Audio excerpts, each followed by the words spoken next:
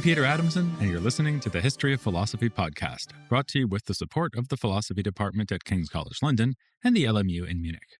Online at historyofphilosophy.net. Today's episode, Less Cheer, More Knowledge, Descartes' Ethics. We tend to assume that the great philosophers had something original and important to say on all of the central areas of the subject.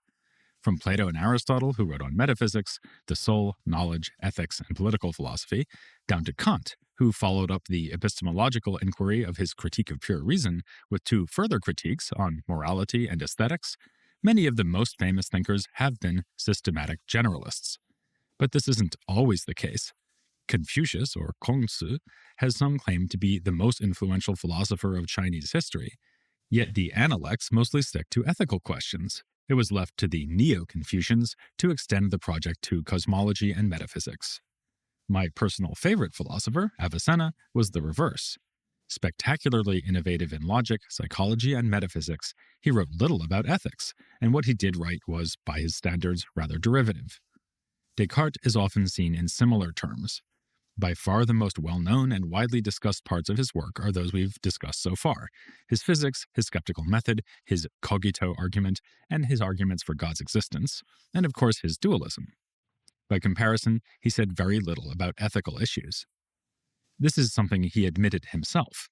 In a letter to Pierre Chanute, Descartes explains that he has deliberately steered clear of this topic since it would have attracted even more controversy than his daring views on physics. Chanute served as a go-between for Descartes, helping to arrange an invitation for him to the court of Queen Christina in Sweden. While exchanging letters with Chanute, Descartes prudently allowed that it is for monarchs, like the Queen, to dictate on matters of morality, which is why he has not written on the topic. At other times, though, Descartes makes it sound like his philosophy could, and even does, support a robust theory of ethics. A couple of years earlier, another letter to Chanute boldly states that Descartes' inquiries into physics have allowed him to establish sure foundations in moral philosophy. This fits with his famous image comparing philosophy to a tree whose roots are metaphysics and whose trunk is physics, while its branches are medicine, mechanics, and morals. I already quoted that passage in the episode on Descartes' life and works, but will remind you now that it ends by saying that moral philosophy presupposes a complete knowledge of the other sciences and is the ultimate level of wisdom. This doesn't sound like someone who wants to leave moral theory to kings and queens. As we also learned in that previous episode, Descartes was indeed reluctant to publish controversial ideas, especially if they were not yet ripened. Perhaps he simply didn't get around to composing a work setting out his complete moral system, insofar as he ever developed one. The closest he managed was a work on the passions, the last philosophical work published during his lifetime. We'll discuss it in depth later on, once we've been properly introduced to Elizabeth of Bohemia, who encouraged him to write about the passions. For now, I want to bring together his ideas on more general topics in moral philosophy, especially free will and virtue. One good place to begin is a passage from his early work, which opens part 3 of Discourse on the Method. As we know, the Discourse urges that we should suspend judgment about things that are uncertain. In this passage, though, Descartes outlines a kind of plan B, which he compares to temporary housing where we can live while our real home is being built on secure foundations. By this, he means a set of rules to get on in life while he is working on a philosophical theory that would provide full and comprehensive certainty. These rules are described using the French phrase morale par provision, which is usually translated provisional morality, though it may have the somewhat different connotation of a moral code that is reliable, but still only partial. In light of the metaphor about the temporary house, it seems clear at least that this provisional morality is not intended to be the last word on ethical questions. The provisional morality has 3 maxims, as Descartes calls them. First, in the absence of any better guideline, to follow the laws and customs of his own community, including on matters of religion. Second, to follow his best moral judgment wherever it might lead, even while realizing that this judgment is fallible.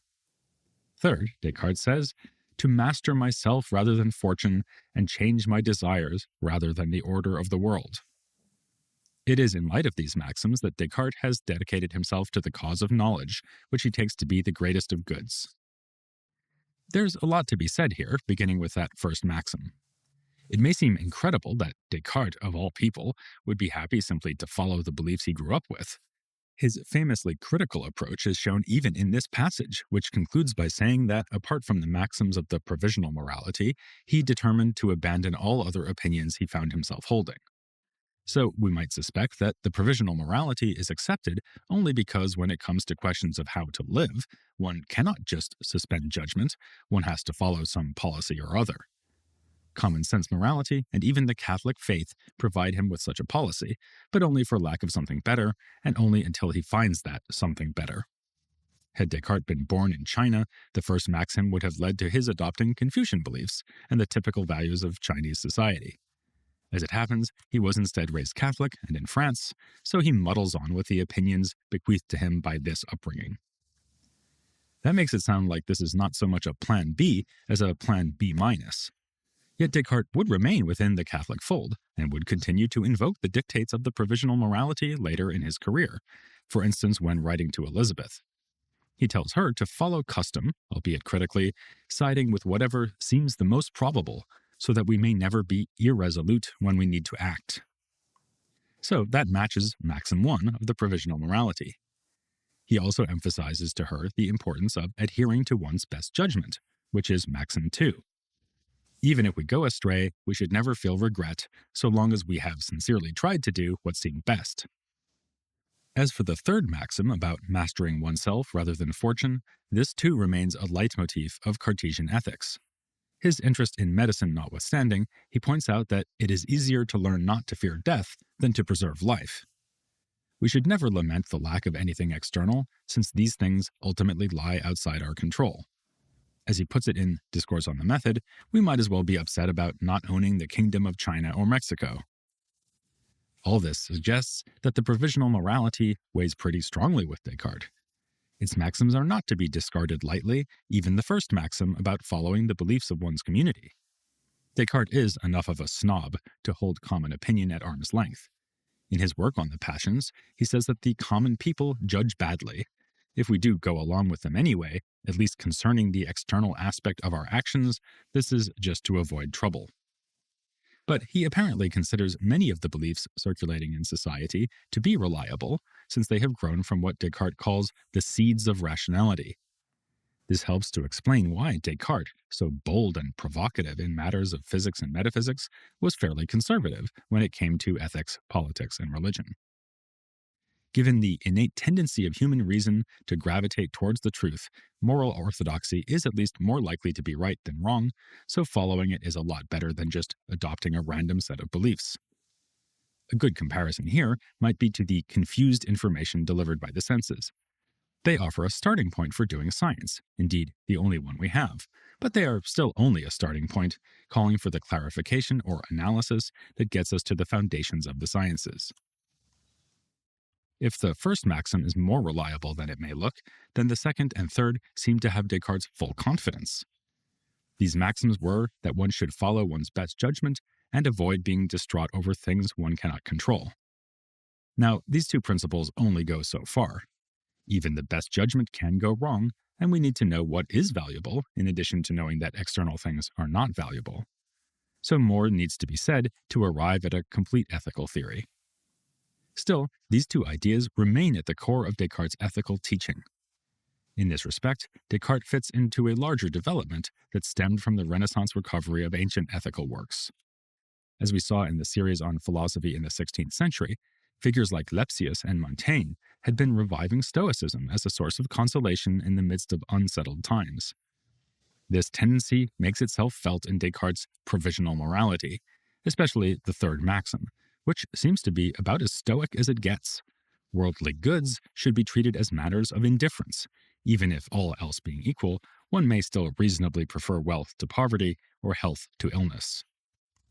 As Descartes told Queen Christina, such apparent goods are to be esteemed, but not honored or praised.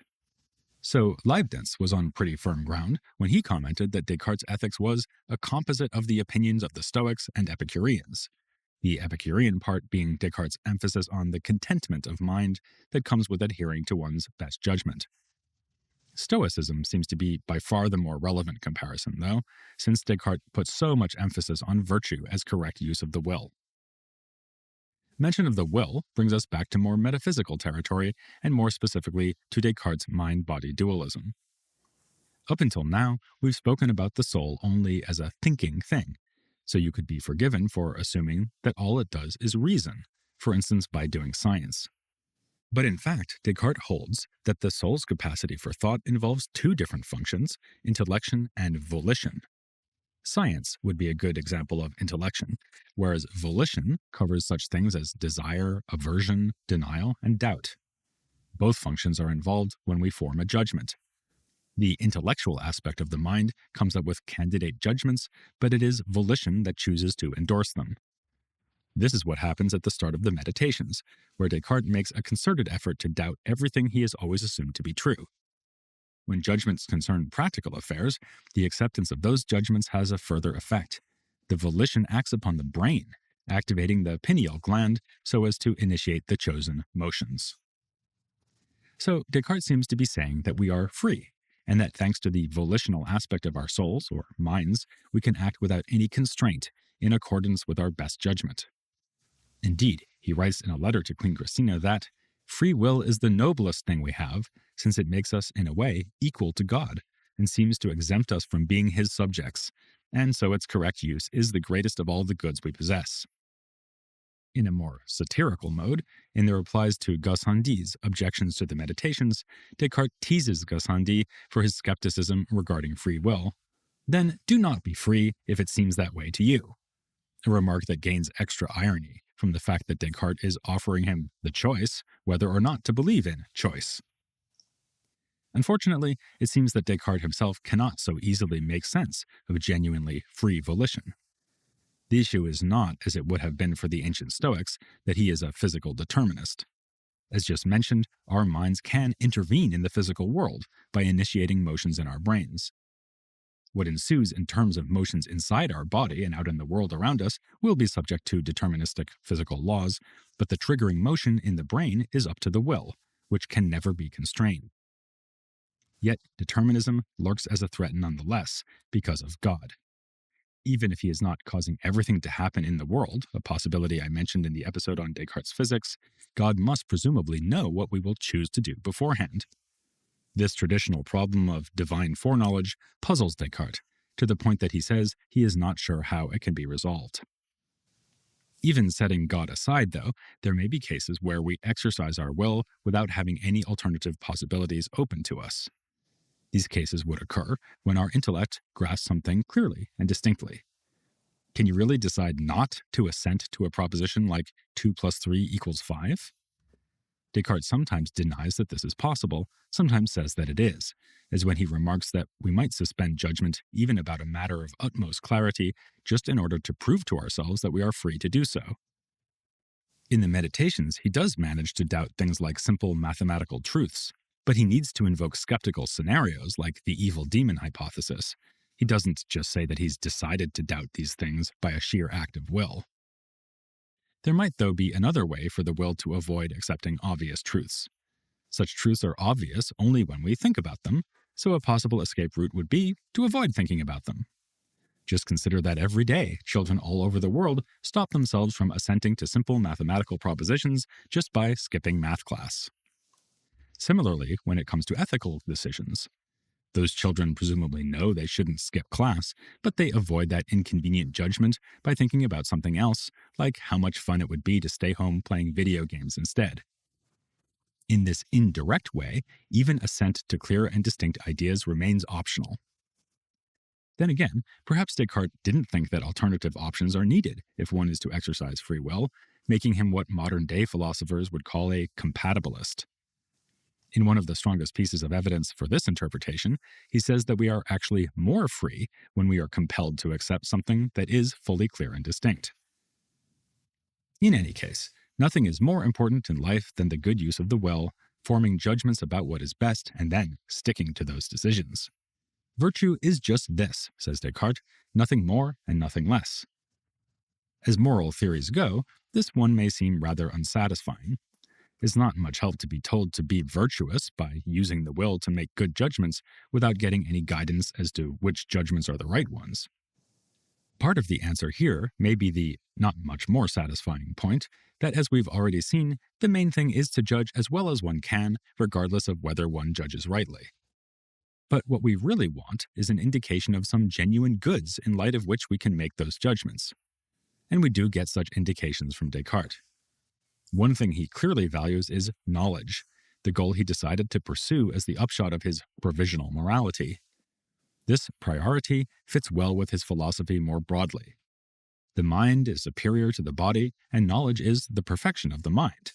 So it is the best thing we can attain, better than physical or emotional satisfaction. As Descartes puts it is better to have less cheer and more knowledge. Something else that is genuinely valuable is God. In fact, he is the supreme good, outranking any good in this world. Descartes wrote a letter about this to Queen Christina, explaining that the best passion we can experience is love for God. This love may be prompted by reflecting that God too is a mind, possessed of intellect and will, but a mind infinitely greater than our own. So if we value ourselves and other humans, then all the more should we value God. Moreover, we should indeed value ourselves. Appropriate self-esteem is crucial to a virtue Descartes calls générosité, which we may as well translate generosity, even though he means something rather different by it.